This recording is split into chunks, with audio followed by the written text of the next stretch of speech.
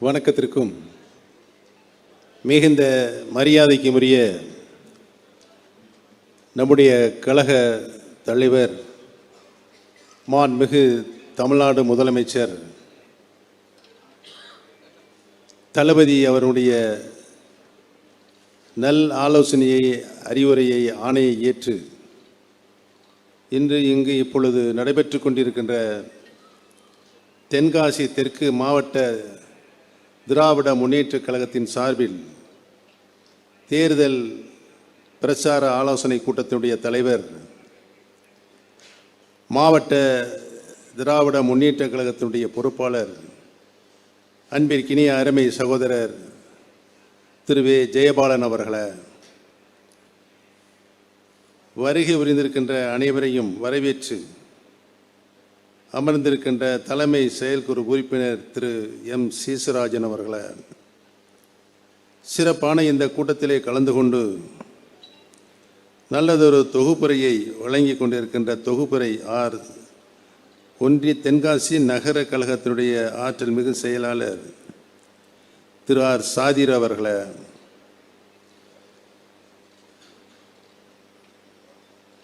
மண்டல கழக மண்டல தேர்தல் பொறுப்பாளர் மாண்புமிகு அமைச்சர் தங்கம் தென்னரசு அவர்களை, தென்காசி தொகுதியினுடைய பொறுப்பாளர் மாண்புமிகு அமைச்சர் அண்ணன் KKSSR ராமச்சந்திரன் அவர்களை, தலைமை கழகத்தினுடைய பொறுப்பாளர் திரு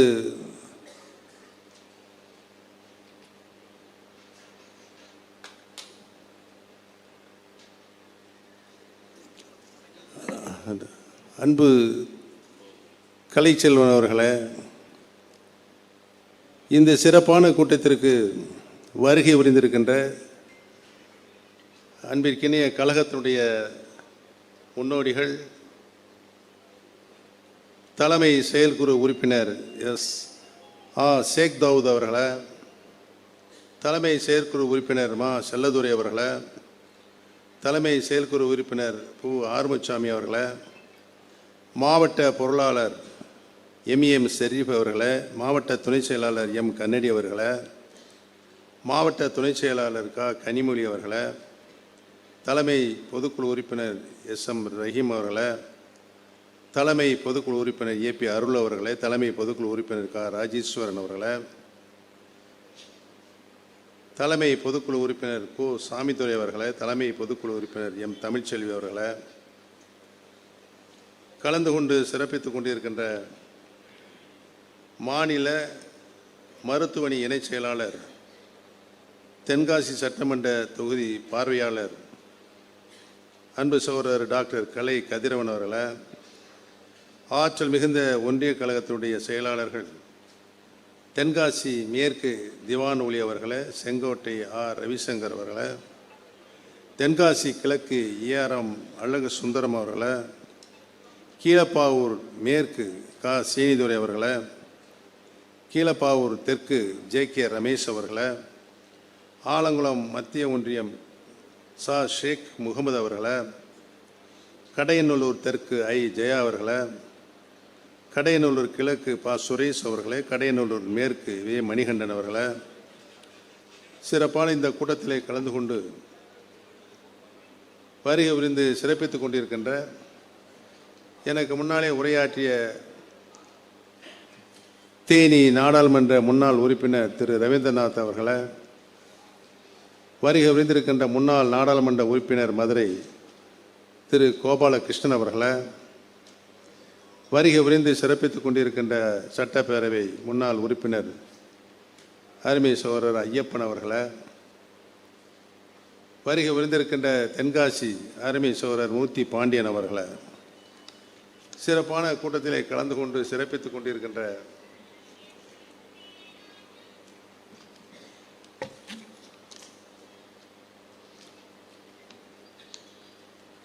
ஆற்றல் மிகுந்த நகர்கழகத்தினுடைய செயலாளர் கா. வெங்கடேசன் அவர்களை, சா. அப்பாஸ் அவர்களை, சுரண்டை ஏ. கணேசன் அவர்களை, கடையநல்லூர் தெற்கு பீர் முகமது அப்பா அவர்களை, வருகை புரிந்திருக்கின்ற பேரூர் கழகத்தினுடைய செயலாளர்கள் முத்தையா அவர்களே, ராஜராஜன் அவர்களே, வெள்ளத்துறை அவர்களே, சங்கர் அவர்களே, சுடலை அவர்களே, பண்டாரம் அவர்களே, முத்து அவர்களே,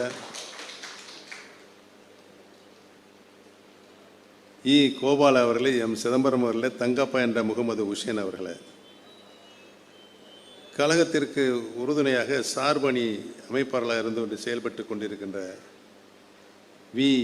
முதா அவர்களே, தங்கராஜ் பாண்டியன் அவர்களே, முருகன் அவர்களே, முத்துக்குமார் அவர்களே, வருகை உடுக்கின்ற இஞ்சி முகமது இஸ்மாயில் அவர்களே, வருகை உருந்திருக்கின்ற அழகு தமிழ் சங்கர் அவர்களே, வருகை உருந்திருக்க ஐவேந்திரன் தினேஷ் அவர்களே, வருகை உருந்திருக்கின்ற மகளிர் அணி சார்ந்த சகோதரிகளே, தாய்மார்களே, பேபி ரஜப் பாத்திமா அவர்களே, சுசிலா அவர்களே, தர்ம செல்வி அவர்களே, கற்பக செல்வி அவர்களே, ஹபீப் நிஷா அவர்களே, ராஜேஸ்வரி அவர்களே, மாரிச்செல்வி அவர்களே, வருகை உயர்ந்திருக்கின்ற தனலட்சுமி அவர்களே, சோபனா அவர்களே, நிறைவுரையாக நன்றியுரை ஆற்ற இருக்கின்ற ஆலங்குளம் வடக்கு ஒன்றிய கழகத்தினுடைய செயலாளர் அருமை சகோதரர் திரு MPM அன்பழகன் அவர்களே, வருகை உரிந்திருக்கின்ற மாநில, மாவட்ட, நகர, ஒன்றிய, பேரூர் கழகத்தினுடைய நிர்வாகிகளை, கிளைக்கழகத்தினுடைய நிர்வாகிகளை, பொறுப்பாளர்களை, பல்வேறு அணிகளில் பொறுப்பாளராக இருந்து கொண்டு கழகத்திற்கு கடமையினரோடு கடமையாற்றி கொண்டிருக்கின்ற அத்துணை நிர்வாகிகளே, பொறுப்பாளர்களே, வருகை விரிந்திருக்கின்ற தாய்மார்களே, சகோதர சகோதரிகளே, உங்கள் அனைவருக்கும் என்னுடைய நன்றியும் வணக்கத்தையும் இந்த நல்ல நேரத்தில் தெரிவித்துக் கொள்ள கடமைப்பட்டிருக்கின்றேன். எனக்கு ஒரு நல்ல வாய்ப்பாக நம்முடைய கழகத்தை அளித்தமைக்கு என்னுடைய இதயபூர்வமான நன்றியை நான் முதலில் தெரிவித்துக் கொள்ள கடமைப்பட்டிருக்கின்றேன். 2 நாட்கள் தான் இருந்தது. அந்த 2 நாட்களிலும் நீங்கள் இங்கு திரளாக கூடியிருந்து வருகின்ற சட்டமன்ற தேர்தலில் நாங்கள் பம்பரமாக சுழன்று தளபதியிட்ட கட்டளை ஏற்று எனக்கு முன்னாலே பேசிய கழகத்தினுடைய முன்னோடிகள், பொறுப்பாளர்கள் அனைவரும் முதல் வெற்றியாக தென்காசி சட்டமன்ற தொகுதியில் நாங்கள் மகத்தான வெற்றியை பெற்றுத்தருவோம் என்று நீங்கள் இன்றைக்கு சூழ்நிலைத்திருக்கின்ற தமிழ்நாடு முழுவதும் ஒரு மகத்தான வெற்றி பெற்று மீண்டும் திராவிட முன்னேற்ற கழகத்தினுடைய தலைவர் தளபதி மீண்டும் தமிழகத்தினுடைய முதலமைச்சராக அரியணை ஏற்றுவார்கள் என்பதற்கு இதற்கு இன்றைக்கு ஒரு அச்சாரமாக இன்றைக்கு நடைபெற்றுக் கொண்டிருக்கிற இந்த கூட்டம் திகழ்ந்து கொண்டிருக்கின்றது. மாண்புமிகு முதலமைச்சர் அவர்கள் கடந்த 5 ஆண்டு காலம் அவர் ஆட்சியுடைய திறன், ஆட்சியின் மூலமாக மக்களுக்கு ஆற்றிய சேவை, தமிழகத்தில் இருக்கின்ற அத்தனை மக்களுக்கும் ஒருங்கு சேர்ந்து சம நீதியோடு சம நோக்கோடு தமிழகத்தில் அனைத்து மக்களுக்கும், அதிலும் கீழ்த்தட்டு மக்கள் மேல்தட்டு மக்களுக்கு இணையாக தங்களுடைய வாழ்க்கை நடைமுறையை கொண்டு போய் நிலைநிறுத்த வேண்டும் என்று மாண்புமிகு முதலமைச்சர் அவர்கள் 5 ஆண்டு காலம் ஒரு சிறப்பான ஆட்சியை நாட்டு மக்களுக்கு தந்து கொண்டிருக்கின்றார் என்ற நிலையில் இன்றைக்கு இருக்கின்ற நிலையில் அனைத்து மக்களும் எந்தவித பாகுபாடுமின்றி மீண்டும் தமிழகத்தின் முதலமைச்சராக நம்முடைய தளபதி தான் வர வேண்டும் என்று ஒருமித்த குரலில் உறுத்த குரலில் அவர்கள் அனைத்து நிலைகளும் என்று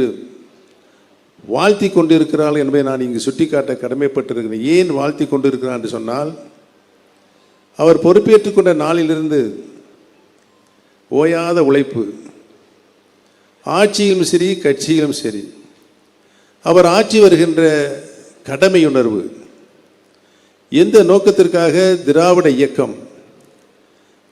இயக்கத்தினுடைய பரிணாம வளர்ச்சி, சமநீதியை அனைத்து மக்களுக்கும் பரவலாக தந்துவிட வேண்டும் என்று திராவிட கொள்கையை ஏற்று சிறிதளவும் கூட குன்றுமணி அளவு கூட குறையாமல் திராவிடத்தை காத்த தலைவர்களுக்கு நற்பெயர் ஏற்படுத்துகின்ற நோக்கில்தான் இன்றைக்கு நம்முடைய தளபதி அவர்கள் செயல்பட்டு கொண்டிருக்கின்றார்கள் என்பதனை நான் நன்றாகவே அறிவேன்.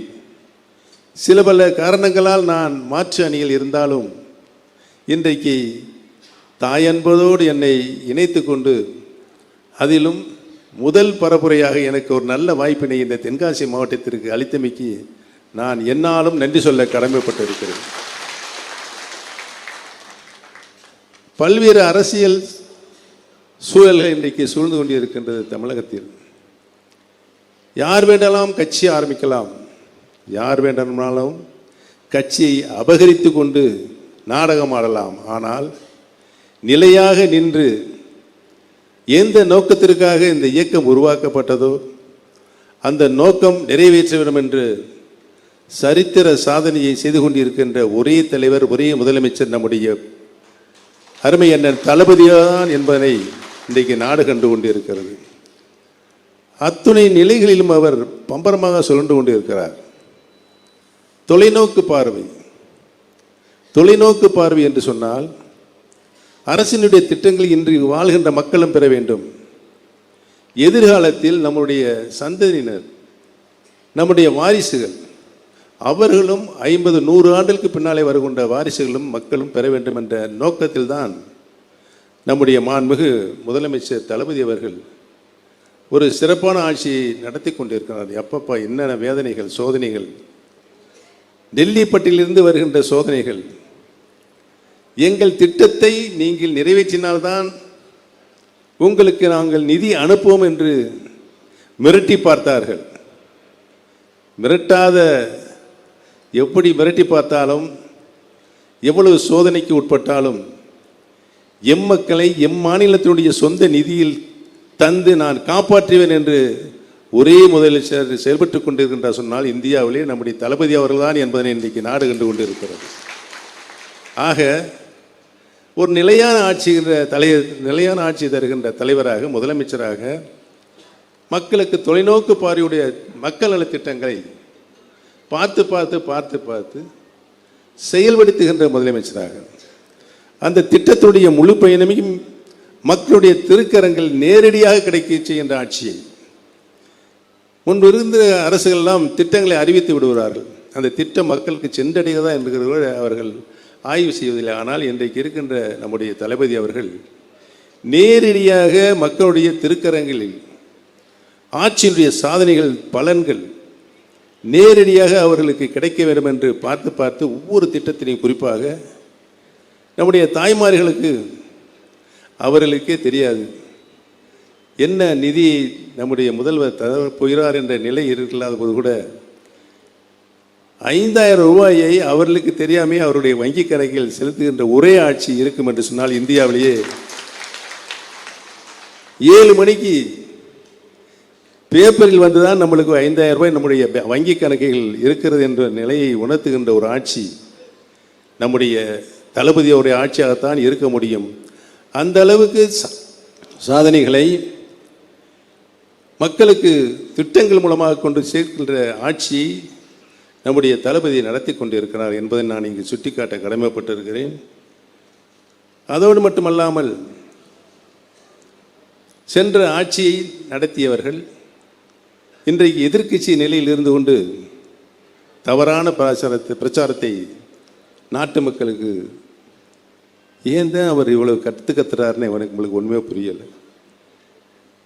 ஒரு கருத்தை சொல்ல என்றால் பக்குவமாக சொல்ல வேண்டும், மக்கள் ஏற்றுக்கொள்ளும் வகையில் அதை சொல்ல வேண்டும். கத்தி கத்தி பேசினா மக்கள் கேட்பார்கள் என்று நினைச்சு கொண்டு இருக்கிறார், கேட்க மாட்டார்கள். ஏன் என்று சொன்னால் அந்த நபர் பெயரை சொல்லக்கூட நான் விரும்பவில்லை. ஊர்ந்து போய் பதவியை பெற்று காலை தொட்டு பதவி தந்தவருக்கே நன்றி இல்லை. ஒரு நன்றி இல்லாத ஒரு நபர் அரசியலில் இன்றைக்கு இருக்கார் என்று சொன்னால் அவர் அவராகத்தான் இருக்க முடியும் என்பதனை நான் இங்கு தெரிவித்துக் கொள்ள கடமைப்பட்டிருக்கிறேன். அவர் சொல்ல வைத்தார், தலைமை கழகத்தில் என்ன சொல்ல வைத்தார் என்று சொன்னால், இவர் திறமையாக ஆட்சி செய்கிறார், இவர் மீண்டும் தமிழகத்தினுடைய முதலமைச்சராக உடனே அறிவிக்க வேண்டும். தேர்தலுக்கு 2 வருஷத்துக்கு முன்னாலே இருக்கு. அப்படியே தன்னுடைய கைக்கூலிகள்லாம் வைத்துக்கொண்டு அறிவிக்க செய்தார். என்னாச்சு? மக்கள் ஏற்றுக்கொள்ளவில்லை. கழகத்தினுடைய பொதுச் செயலாளர், நிரந்தர பொதுச் செயலாளர் மாண்புமிகு அம்மாவர் தான் இருக்க வேண்டும் என்று பொதுக்குழு தீர்மானம் நிறைவேற்றினோம். அதையும் தூக்கி போட்டார். இவர் இணை ஒருங்கிணைப்பாளர், நான் ஒருங்கிணைப்பாளர். தான் தான் கழகத்தினுடைய பொதுச் செயலாளர் என்று தனக்குத்தானே மகுடம் சூட்டி கொண்ட ஒரே நபர் இந்தியாவிலே இருக்கின்ற இவர் தான். என்னாச்சு? இவர் பொதுச் செயலராக வந்ததிலிருந்து 10 தேர்தல், நாடாளுமன்ற தேர்தல், சட்டமன்ற தேர்தல், இடைத்தேர்தல், ஊரக உள்ளாட்சி தேர்தல், அத்தனை தேர்தலும் தோல்வி. ஆக அந்த நபரை நம்பி மக்கள் வாக்களிக்க மாட்டோம் என்று சொல்லுகிற முடிவாகத்தான், தீர்ப்பாகத்தான் அந்த அத்தனை தேர்தல்களும் அவர் தோல்வியை தழுவினார். இப்போ லாரியில் ஏற்றிக்கிட்டு எவ்வளோ அறிவிக்கிறாரு. தேர்தல், நான் ஆட்சிக்கு வந்தால் அதை செய்வேன், இதை செய்வேன்.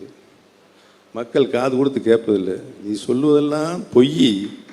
நாங்கள் நிறைய பொய்யை அனுபவிச்சிட்டோம். உனக்கு பதவி கொடுத்த அவர்களுக்கு நன்றியை நடந்து நன்றி கூட சொல்லாமல் ஒரு துரோகம், மிகப்பெரிய துரோகத்தை செய்தவர் நீ. நன்றி கூட சொல்ல வேணாம், ஆனால் பழித்து பேசலாமா? கூடாது. எந்த அளவுக்கு பழித்து பேசினார். எதையோ பார்த்து குறைக்கிறது அப்படி என்று சொன்னால் அவர் எவ்வளவு பெரிய நன்றி கெட்டவர் என்பதனை நாடு இன்றைக்கு பார்த்து கொண்டிருப்பன அடையாளமாகத்தான் அத்தனை தேர்தலும் அவர் தோல்வியை தழுவினார்.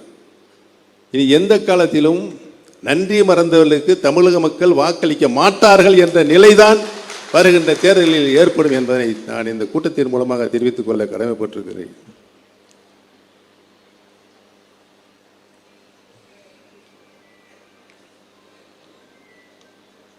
இன்றைக்கு என்ன நிலைமை இருக்கிறது? ஒரு தனிப்பட்ட அரசியல் லாபத்திற்காக, கழகத்திற்காக உண்மையாக உழைத்த தொண்டர்கள் இன்றைக்கு துரோகம் செய்த ஒரே நபர் அந்த நபர் தான். தனது வளர்ச்சியும் தனது சுய நலனையுமே நினைப்பவர் நிச்சயம் ஒரு தமிழ் தனது வளர்ச்சியையும் தனது சுய நலனை மட்டுமே நினைப்பவர் நிச்சயம் ஒரு இயக்கத்தின் தலைவராக இருக்க முடியாது. ஆகவே அந்த நபர் எந்த காலத்திலும் இயக்கத்துடைய உண்மையான தலைவராக இருக்க முடியாது என்ற நிலையை மக்கள் இன்றைக்கு பாடமாக அவருக்கு தருவார் என்பதை தெரிவித்துக் கொள்ள கடமைப்பட்டிருக்கிறேன். அனைவருக்கும் பொதுவான இயக்கமாக இருந்த அதிமுகவை என்று ஒரு குறிப்பிட்ட சமூக கட்சியாக மாற்றிவிட்டார். எத்தனையோ இடர்களில் கழகத்திற்காக நின்ற சமூகத்தை முற்றாக புறக்கணித்ததோடு சிறுபான்மை மக்களுக்கும் எதிராக செயல்பட்டு சமூக நீதி தத்துவத்தை குளிதோண்டி புதைத்த நபர்தான் அந்த நபர். தென் தமிழ்நாட்டு மக்கள் இந்தியாவின் உண்மை விசுவாசியாக காலம் காலமாக இருந்து வந்தவர்களுக்கு எடப்பாடி பழனிசாமி செய்தது என்ன? துரோகம். துரோகம் மட்டுமே தெற்கத்தி மக்களை முற்றாக புறக்கணித்துவிட்டு அவர்களுக்கு எதிராகவே செயல்படுகிற ஒரு நிலையை அவர் எடுத்ததன் காரணமாக இன்றைக்கு அத்துணை நிலையிலும் அவர் தோல்வியை தழுவி கொண்டிருக்கிறார். தன்னை அடையாளம் காட்டிய உயர்த்தி விட்டவர் முதுகில் குத்தும் அரசியலை செய்ததுதான் அவரது அரசியல். அதிமுகவை முழுவதுமாக தனது சொந்த கட்சியாக மாற்றியதுதான் பழனிசாமி செய்த ஒரே துரோகம். கடந்த தேர்தலில் சட்டமன்ற தேர்தலில் நம்முடைய பகுதியில் 58 சட்டமன்ற தொகுதியில் இருக்கிறது. அதில் 18 மட்டும்தான் அவர் வெற்றி பெற முடிந்தது. 40 தொகுதிகளில் கடும் தோல்வி. புரட்சி தலைவர் எம்ஜிஆர் அம்மா வெற்றி பெற்ற ஆண்டிபட்டி தொகுதியில் கூட அவர் தோல்வியை தழுவினார் என்பதுதான் வரலாறு. அதற்கு காரணம் அவருடைய சுயநலம்தான். குறிப்பிட்ட ஒரு சமுதாய மக்கள் எந்த நிலையிலும் அரசியல் முன்னுக்கு வரக்கூடாது என்று நினைக்கின்ற ஒரே நபராகத்தான் இன்றைக்கு பழனிசாமி இருக்கிறார். அதற்காகத்தான் அவருக்கு தொடர்ந்து தோல்வி. இன்றைக்கு நம்முடைய புரட்சி தலைவர் இருந்த இயக்கமான பேரறிஞர் அண்ணா தோற்றுவிட்ட தாய் கழகத்தில் நான் இணைந்து தமிழ்நாட்டு நலனுக்காக பணியாற்றுவதற்கு ஒரு நல்ல வாய்ப்பினை தந்த தளபதி அவர்களுக்கு என்னுடைய நன்றியும் வணக்கத்தையும் இந்த நல்ல நேரத்தில் தெரிவித்துக் கொள்ள கடமைப்பட்டிருக்கிறேன். இன்றைய தமிழ்நாட்டின் சமூக நீதி கோட்பாடுகளை கட்டிக்காக்கும் ஒரே தலைவராக நம்முடைய மாண்புமிகு முதலமைச்சர் அவர்கள் இருக்கிறார்கள்.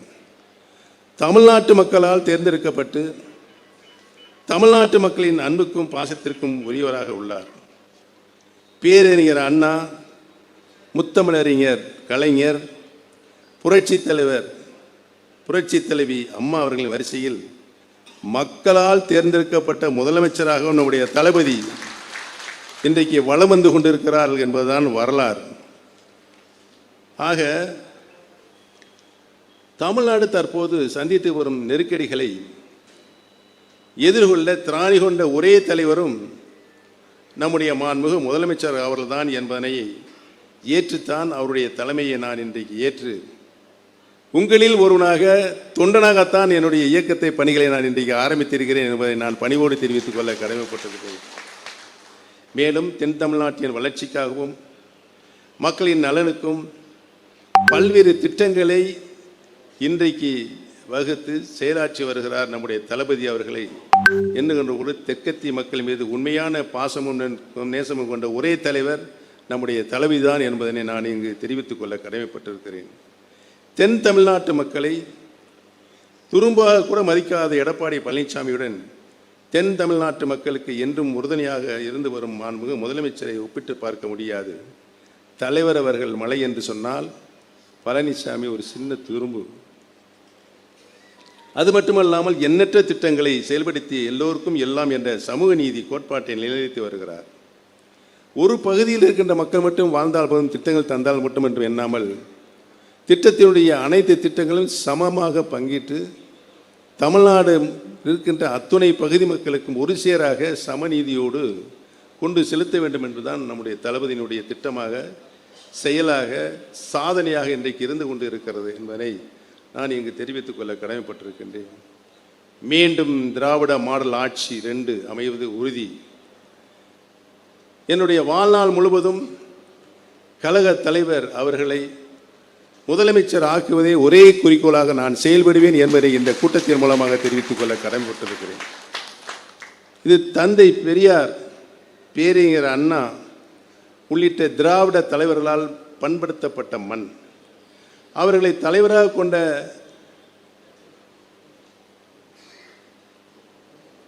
கொண்ட அதிமுகவில் இன்று பெரியார் படத்தை புறக்கணிக்கிறார்கள். பெரியாரையும் அண்ணாவையும் அவமதிக்கும் கூட்டங்களில் கலந்து கொள்கிறார்கள். தமிழ்நாட்டில் மத பிரிவினைவாத வன்முறைகளை தூண்டுவோருக்கு துணை நிற்கிறார் இன்றைக்கு பழனிசாமி. அம்மாவின் ஆன்மா அவரை மன்னிக்காது. தமிழ்நாட்டின் சமூக நீதியை என்ன விலை கொடுத்தாவது காப்பாற்றியாக வேண்டும். ஆகவேதான் சமூக நீதியை காக்கும் தாய்க்கழகமான திமுகவில் நான் இன்றைக்கு இணைந்திருக்கிறேன் என்று சொன்னால், என்னை இணைத்துக் கொண்டிருக்கின்ற தளபதி அவர்களுக்கு நான் மீண்டும் மீண்டும் மீண்டும் நன்றி சொல்ல கடமைப்பட்டிருக்கிறேன். நம்முடைய தென் மாவட்ட மக்களுக்கு தளபதி அவருடைய நல்லாட்சியில் செய்து வருகின்ற சாதனைகளை நான் சிலவற்றை இங்கே குறிப்பிடுவதற்கு கடமைப்பட்டிருக்கிறேன்.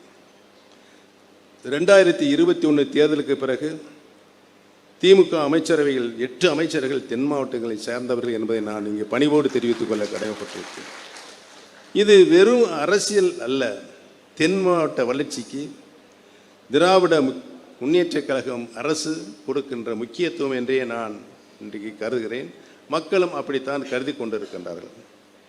தென் தமிழ்நாடு நீண்ட காலமாக தொழில் வளர்ச்சியில் பின்தங்கியிருந்ததை உணர்ந்து நம்முடைய தளபதி அவர்கள் ஒரு சீரிய முயற்சியாக நல்ல பல திட்டங்களை இந்த பகுதி மக்களுக்கு அர்ப்பணித்துக் கொண்டிருக்கின்றார்கள், முன்முயற்சி எடுத்துக் கொண்டிருக்கிறார்கள் என்பதனையும் நான் நினைவுகூர கடமைப்பட்டிருக்கிறேன். நம்முடைய முதலமைச்சர் மு.க. ஸ்டாலின் தலைமையிலான அரசு தென் தமிழ்நாட்டை புதிய தொழில் மையமாக மாற்றுகின்ற பணியில் மும்முரமாக செயல்பட்டு கொண்டிருக்கிறது.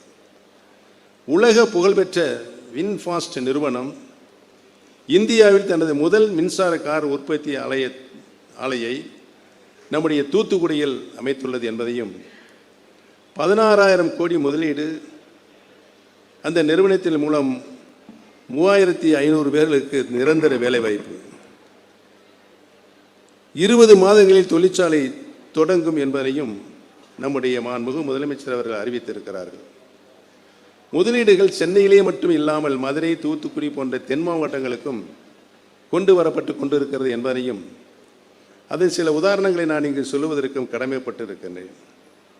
மதுரையில் முதலீட்டு மாநாட்டினை நடத்தி 36,660 கோடி முதலீடுகளை நம்முடைய தளபதி அவர்கள் இங்கு கொண்டு வந்து சேர்த்திருக்கிறார் என்பதையும், இதன் மூலமாக 56,766 வேலைவாய்ப்புகள் உருவாக்கப்பட்டிருக்கிறது என்பதையும் நான் பணிவோடு தெரிவித்துக் கொள்ள கடமைப்பட்டிருக்கிறேன். தமிழ்நாடு வளர்கிறது மாநாடு தூத்துக்குடியில் நடைபெற்று 32,554 கோடி ரூபாய் முதலீடுகளுடன் கூடிய 49,845 இளைஞர்களுக்கு, படித்த பட்டதாரிகளுக்கு வேலைவாய்ப்பினை உருவாக்கி தருகின்ற நிலையை நம்முடைய தளபதி அவர்கள் ஏற்படுத்தி இருக்கிறார்கள். நம்முடைய தொழில்நுட்ப வளர்ச்சி, தகவல் தொழில்நுட்ப வளர்ச்சியாக இன்றைக்கு அசுர வேகத்தில் சென்று கொண்டிருக்கிறது என்பதை உணர்ந்து தென் தமிழ்நாட்டுக்கு, தென் மாவட்டங்களுக்கு மீளாவிட்டான் தூத்துக்குடியில் 63,000 ஸ்கொயர் ஃபீட் நியோ டைடல் பார்க்கை அங்கு ஏற்படுத்தப்பட்டிருக்கிறது. காரைக்குடியில் நியோ டைடல் பார்க் தொடங்கப்பட்டிருக்கிறது. மதுரையில் 314 கோடி மதிப்பில் டைடல் பார்க் உருவாக்கம். வேலைவாய்ப்புகள் இனி சென்னை மட்டுமல்ல தென் மாவட்டத்திலும் பரவலாக்கப்படும் என்ற நிலையை, சரித்திர சாதனையை நம்முடைய தளபதி ஏற்படுத்தியிருக்கிறார்கள். பெரிய தொழிற்பூங்காக்கள் வேலைவாய்ப்புகளுக்கு ஏற்படுத்தப்பட்டிருக்கிறது. விருதுநகரில் PM Mitra textile park 1052 acre நிலப்பரப்பில் 1,894 கோடி செலவில் 1 லட்சம் பேர்களுக்கு வேலைவாய்ப்பு. தேனி மாவட்டத்தில் mega food park, engineering park என்ற நிலையை உருவாக்கப்பட்டிருக்கிறது. சிவகங்கை மாவட்டத்தில் 210 ஏக்கர் தொழில் பூங்கா. டாடா பவர் மற்றும் விக்ரம் சோலார் போன்ற நிறுவனங்கள் மூலம் திருநெல்வேலி பகுதியில் சோலார் திட்டங்கள். தூத்துக்குடியில் கிரீன் ஹைட்ரோஜன் சோலார் செல் உற்பத்தி மையமாக வளர்ச்சி பெற்றிருக்கிறது. தென் தமிழ்நாடு ரெனியூவபிள் எனர்ஜி ஹப் என்ற நிலையை நம்முடைய தளபதி உருவாக்கிறார். எந்த காலத்திலும் தமிழகத்தில் எத்தனை நூற்றாண்டுகள் வந்தாலும் மின்சார பற்றாக்குறை இல்ல மாநிலமாக வளர்ச்சி பெறும் என்ற சூழலை நம்முடைய தளபதி உருவாக்கி இருக்கிறார். புதிய தொழில்கள், எதிர்கால பொருளாதாரம். தூத்துக்குடி ஸ்பேஸ் பார்க் விண்வெளி தொழில் வாய்ப்புகள். சிப் பில்டிங் செக்டர் வளர்ச்சிக்கு தனி நிறுவனம். முருங்கை எக்ஸ்போர்ட் கிளஸ்டர், வேளாண் உற்பத்தி மேம்பாடு. இப்படி பல நிலைகளிலும் நின்று உணவு மற்றும் வேளாண் ஏற்றுமதி வளர்ச்சி பெறுவதற்காக Tamil Nadu food processing and agri export promotion corporation, திருநெல்வேலியில் மண்டல அலுவலகம். விவசாய பொருளுக்கு உலக சந்தையில் பெரும் வாய்ப்பு. வரலாற்று மற்றும் பண்பாட்டு வளர்ச்சித்துறையில் கீழடி உலகதர அருங்காட்சியகம். ஆதிச்சநல்லூர் சிவகலை தொல்லியல் ஆய்வுகள், பொருணை அருங்காட்சியகம். தமிழர் நகரத்தை உலகுக்கு எடுத்து காட்டுகின்ற, படம் பிடித்து காட்டுகின்ற முயற்சி. ஆக நம்முடைய திராவிட முன்னேற்ற கழக தளபதியுடைய சீரிய ஆட்சியில் தென் தமிழகம், தென் மாவட்டம் ஒரு பொற்காலமாகத்தான் இன்றைக்கு விளங்கி கொண்டிருக்கிறது. எதிர்காலத்தில் மற்ற மாவட்டங்களை காட்டிலும் நம்முடைய தென் மாவட்டங்கள் அத்துணை நிலைகளிலும் மிகப்பெரிய பொருளாதார வளர்ச்சியை பெற்று தனிநபர் வருமானம் உருவாக்கக்கூடிய ஒரு நல்ல சிறந்த ஆட்சியை நாட்டு மக்களுக்கு தந்து கொண்டிருக்கின்றார்கள் என்பதை நான் இங்கே நினைவுகூர கடமைப்பட்டிருக்கிறேன். அதிமுக ஆட்சி காலத்தில் தென் மாவட்டங்கள் தொழில்துறையில் பின்தங்கியிருந்த நிலையை மாற்றி திமுக ஆட்சி காலத்தில் தென் தமிழ்நாடு புதிய தொழில் வள மண்டலமாக மாறுகிறது. எல்லா நிலையிலும் IT park, textile park, EV factory, renewable energy, இப்படி பல நிலைகளிலும் வருகின்ற இந்த நிலை நம்முடைய தென் தமிழ்நாடு ஒரு மிகப்பெரிய உச்சத்தை தொட இருக்கிறது என்பதையும் நான் இங்கு சுட்டிக்காட்ட கடமைப்பட்டிருக்கிறேன். ஒரு காலத்தில் வேலைக்காக சென்னைக்கு குடிபெயர்ந்த தென் மாவட்ட இளைஞர்கள் இன்று திராவிட முன்னேற்ற ஆட்சியில் தங்கள் மாவட்டத்திலேயே, நம்முடைய தென் மாவட்டத்திலேயே வேலை வரும் நிலையை நம்முடைய தளபதி அரசு உருவாக்கி தந்திருக்கிறது என்பதையும், நம்முடைய முதலமைச்சர் தலைமையிலான திராவிட மாடல் ஆட்சி மதுரையில் கல்வி மற்றும் அறிவு வளர்ச்சிக்காக முதலில் 206 கோடி செலவில் கலைஞர் நூற்றாண்டு நூலகம், 6 தளங்களுடன் உலகத்தரத்தில் அமைக்கப்பட்ட நூலகம். இது நம்ம தென் தமிழ்நாடு மாநிலத்துக்கு ஒரு அரிய மையமாக இன்றைக்கு விளங்கி கொண்டிருக்கிறது. நம்முடைய ஜல்லிக்கட்டு, இந்த ஜல்லிக்கட்டு என்பது ஒரு விளையாட்டு மட்டுமல்ல, அது நம்முடைய தமிழருடைய பண்பாட்டு அடையாளம், வீரத்தின் அடையாளம். மதுரை மாவட்டம் அலங்காநல்லூரில் அமைக்கப்பட்ட உலகத்தரத்தில் ஜல்லிக்கட்டு அரங்கம் தமிழ்நாட்டின் பெருமை என்ற நிலை இன்றைக்கு உருவாக்கியது நம்முடைய தளபதி அரசு. தமிழகத்தினுடைய பாரம்பரியத்தை பாதுகாக்கும் அரசாக இன்றைக்கு நம்முடைய தளபதி அரசு விளங்கி கொண்டிருக்கிறது என்பதையும், ஜல்லிக்கட்டுக்கு எதிரான தடைகள் இருந்த காலத்திலும் தமிழர் உரிமைக்காக போராடியது, கீழடி தமிழர் பண்பாட்டையும் உலகரை செய்திருக்கின்ற அரசாக நம்முடைய தளபதி அரசு விளங்கி கொண்டிருக்கிறது. ஆக வருகின்ற சட்டமன்ற தேர்தல், இன்றைக்கு நடைபெற்று கொண்டிருக்கின்ற ஆட்சியினுடைய சாதனைகள், சரித்திர சாதனைகள் மீண்டும் தொடர்வதற்குரிய நல்ல சூழலை நம்முடைய மாண்புமிகு முதலமைச்சர் அவர்கள் ஏற்படுத்தி தந்திருக்கின்றார்கள். இனி வருகாலத்தில் எத்தனை தேர்தல் நடந்தாலும் அந்த தேர்தலிலையும் கடந்த 5 ஆண்டு காலம் ஒரு நல்லாட்சி, அந்த நம்முடைய தளபதி ஆட்சி தான் மீண்டும் தமிழகத்தை ஆள வேண்டும் என்ற நிலையை நம்முடைய முதலமைச்சர் அவர்கள் உருவாக்கி தந்திருக்கிறார்கள் என்பதையும் நான் இந்த நல்ல நேரத்தில் சுட்டிக்காட்ட கடமைப்பட்டிருக்கிறேன். ஆக மக்களை பற்றி சிந்தித்து மக்களுக்காக வாழ்ந்து கொண்டிருக்கின்ற ஒரு முதலமைச்சர் அவர்கள் இன்றைக்கு நாட்டை ஆண்டு கொண்டிருக்கார் என்று சொன்னால் அது நம்முடைய தளபதி ஒருவராத்தார் என்பதை நான் இங்கு சுட்டிக்காட்ட கடமைப்பட்டிருக்கின்றேன். இன்றைக்கு ஒரே முழக்கமாக தமிழ்நாடு முழுவதும் ஒலித்துக் கொண்டிருக்கிறது. மதுரையில் ஒரு மிகப்பெரிய இணைப்பு விழாவை நாம் நடத்தியிருந்தோம். லட்சக்கணக்கான தொண்டர்கள் மீண்டும் தாய் கழகத்தில் இணைகின்ற ஒரு நல்ல சூழலை நம்முடைய தளபதி அவர்கள் எங்களுக்கு ஏற்படுத்தி தந்திருக்கின்றார்கள். திருச்சியில் நான் பார்த்த மாநாடுகளிலேயே மிகப்பெரிய மாநாடாக உலக சரித்திரத்தில் இப்படி ஒரு மாநாடு நடத்த முடியுமா என்ற நிலையை, வரலாற்று சாதனையை நம்முடைய முதலமைச்சர் அவர்கள் அங்கு சரித்திர சாதனை நிகழ்த்தி காட்டினார்கள். வந்திருந்த மக்கள் அனைவரும் பரவசத்தோடு அனைத்து மக்களையும் பார்த்து, அனைத்து மக்களும் ஒரு சேர மகிழ்ச்சியோடு உணர்வுபூர்வமாக அந்த மாநாட்டில் கலந்து கொண்டு எதிர்காலத்தில் நடைபெற இருக்கின்ற சட்டமன்ற தேர்தலில் மீண்டும் நம்முடைய தளபதி தான் முதலமைச்சராக வரும் என்று ஒருமித்த குரலில் அங்கே ஒலித்ததை நான் மனப்பூர்வமாக நாம் ஏற்றுக்கொண்டிருக்கிறோம். அதில் நம்முடைய தளபதி அவர்கள் உரை எந்தவித பாகுபாடும் இல்லாமல் சம நீதியோடு சம நோக்கோடு அனைத்து மக்களுக்கும் அனைத்தும் கிடைக்க வேண்டும், அப்படி ஒரு ஆட்சியை நாங்கள் நடத்தி கொண்டிருக்கிறோம் என்று சொல்லி வருகின்ற தேர்தலில் திராவிட முன்னேற்ற கழகத்திற்கு ஒரு மாபெரும் வெற்றியை பெற்றுத்தார்கள் என்று சொன்ன அறைகூவல் அனைத்து தமிழக மக்கள் இதயங்களும் இன்றைக்கு நிலை பெற்றிருக்கிறது. எந்த பகுதியிலும் எந்த பிரச்சனையும் இல்லை. தமிழ்நாட்டில் ஜாதி சண்டைகள் இல்லை, மதக்கலவரங்கள் இல்லை, மக்கள் நிம்மதியாக மகிழ்ச்சியோடு இருக்கிறார்கள் என்ற ஒரு சூழ்நிலையை நம்முடைய அரசு இன்றைக்கு நிலை நிறுத்தி இருக்கிறது என்பதையும் இந்த நலனத்திலே தெரிவித்து, ஸ்டாலின் தொடரட்டும், தமிழ்நாடு வெல்லட்டும், வாக்களிப்பு நம்முடைய வெற்றி சின்னம் உதயசூரியன். எனக்கு நன்றாகவே தெரியும், திராவிட முன்னேற்ற கழகத்தின் நிர்வாகிகள், நண்பர்கள், பொறுப்பாளர்கள் 2 ஆண்டுகளுக்கு முன்பாகவே நீங்கள் தேர்தல் பணியை ஆரம்பித்து விட்டீர்கள் என்பதை. ஒரு விஞ்ஞான பூர்வமாக தேர்தல் பணி எவ்வாறு செயல்படுத்திட வேண்டும் என்பதனை நன்றாக உணர்ந்து அத்துணை நிலைகளிலும் கீழிருந்து மேல் மட்டம் வரை உங்களுக்கு தந்த பணியை தேர்தல் பூத்தில் ஏஜென்ட்லேருந்து மேல் வரைக்கும் அந்த பணியை 100% நீங்கள் செய்து கொண்டிருக்கின்றீர்கள் என்பதனை நான் நன்றாகவே அறிவேன். அனைவரும் ஒருமித்த கருத்தோடு ஒன்றிணைந்து இணைந்து செயல்பட்டு கொண்டிருக்கிறீர்கள்.